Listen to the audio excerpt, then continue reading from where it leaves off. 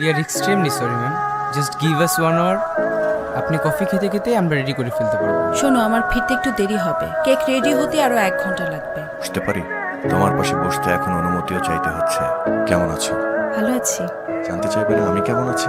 হ্যাঁ, কি অবস্থা তোমার? সব ঠিকঠাক? চলছে। কোনো কাজে? আমার বাচ্চার বার্থডে, ওর কেক নিতে এসেছিলাম। You have a baby? Congratulations. বাচ্চা কত বড় হয়েছে? আমার মেয়ের বয়স 4।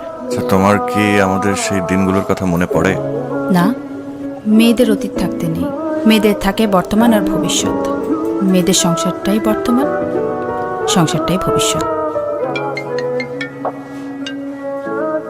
হ্যালো মা, তুমি কখন আসবে?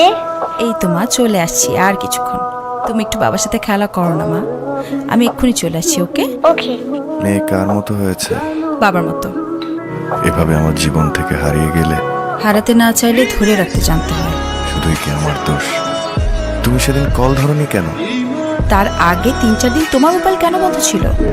কোথায় ছিলে তুমি? তোমার কল রিসিভ করে তোমাকে বলার মতো নতুন কোনো কথা আমার কাছে ছিল না। চাকরি পাচ্ছি না, এই এক কথা কয়বার বলা যায়, তাই মোবাইল বন্ধ করে রেখেছিলাম। করেছিলাম চাকরি পেয়েই তোমাকে কল করব, করেছিলামও। আসসালামু আলাইকুম ভাইয়া। ওয়ালাইকুম সালাম। ভাইয়া সামিয়া কোথায়? অনেকক্ষণ ধরে কল দিয়ে যাচ্ছি। একটা খুশির সংবাদ দেওয়ার ছিল। আমারও তো তোমাকে একটা খুশির খবর দেওয়ার আছে। কে আগে বলবে এখন? ভাইয়া আপনি বড়, আপনি আগে বলেন। আজ সন্ধ্যায় সামিয়ার বিয়ে হয়ে গেছে।